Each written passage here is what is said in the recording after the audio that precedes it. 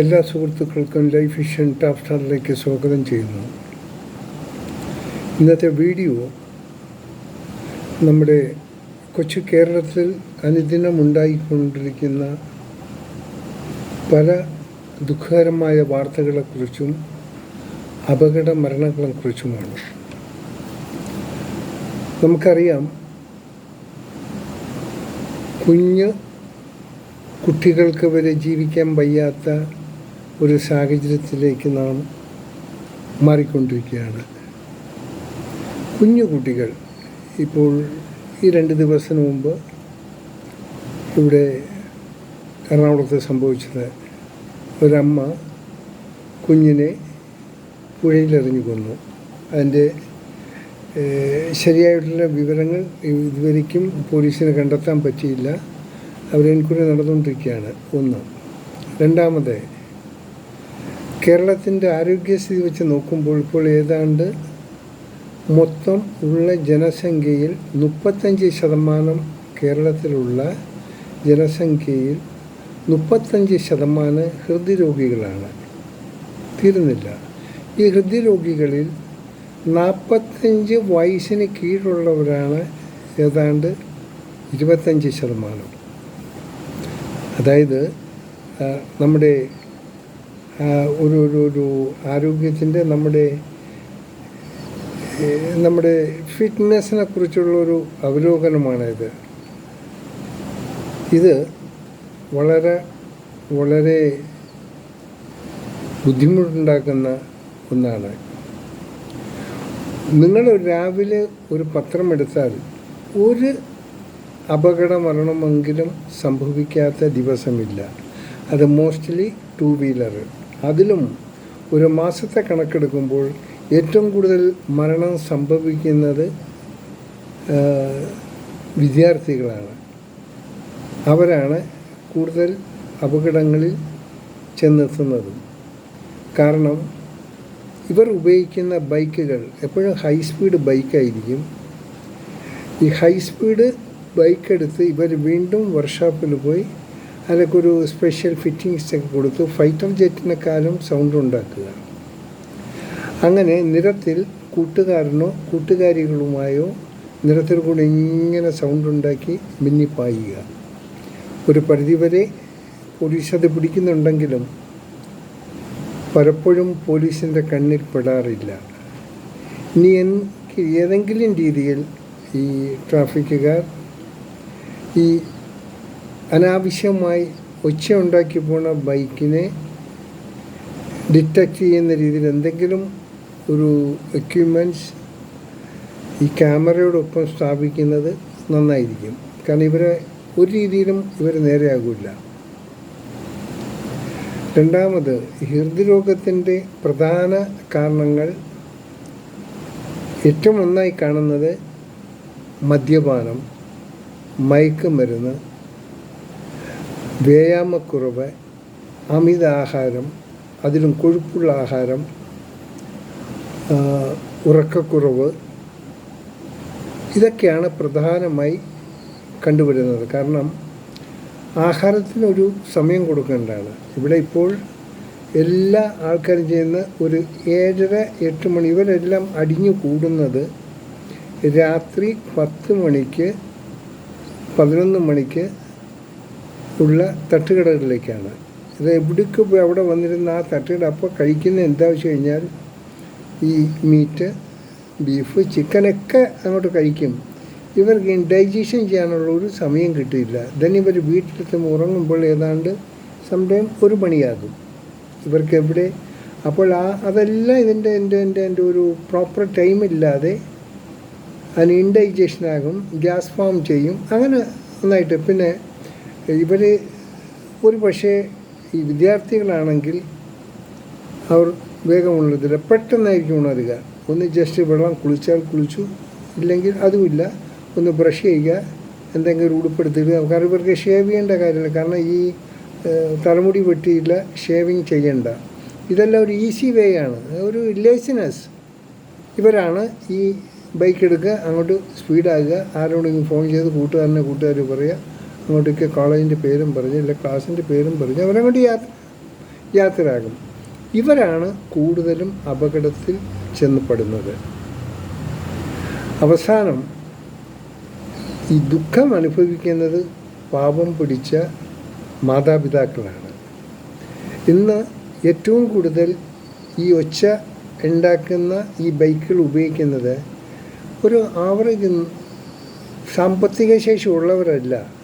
മാതാപിതാക്കളെ ഭീഷണിപ്പെടുത്തി അല്ലെങ്കിൽ ആത്മഹത്യ എന്നുള്ള ത്രെറ്റൻസ് ചെയ്യുകയും സ്വന്തമായിട്ട് ആത്മഹത്യ ചെയ്യും എന്നൊക്കെ ഭീഷണിപ്പെടുത്തി മാതാപിതാക്കളെ കൊണ്ട് അവർ ആ ബൈക്ക് എടുപ്പിക്കും. പാവം, വളരെ ബുദ്ധിമുട്ടായിരിക്കും.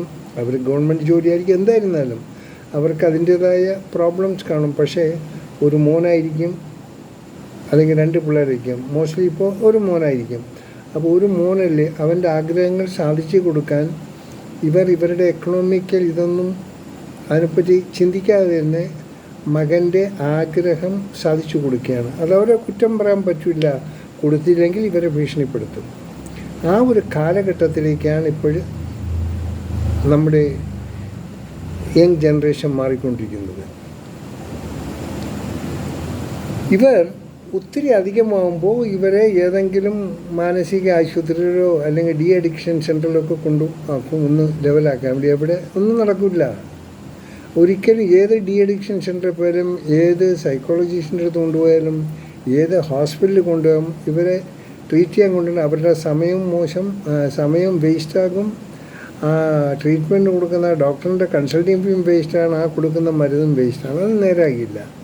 ഇതൊക്കെ എല്ലാം ഒരു ഗിമിക്സാണ്.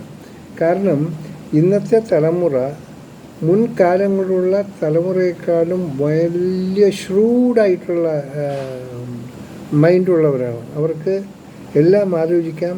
അവർക്കതിനുള്ള ശക്തിയുണ്ട്, അവർക്കതിനുള്ള ബുദ്ധിയുമുണ്ട്. ഇത് നമ്മൾ മനസ്സിലാക്കിയിരിക്കണം. അവരൊന്ന് വിചാരിച്ചാൽ അവരതേ നടത്തത്തുള്ളൂ.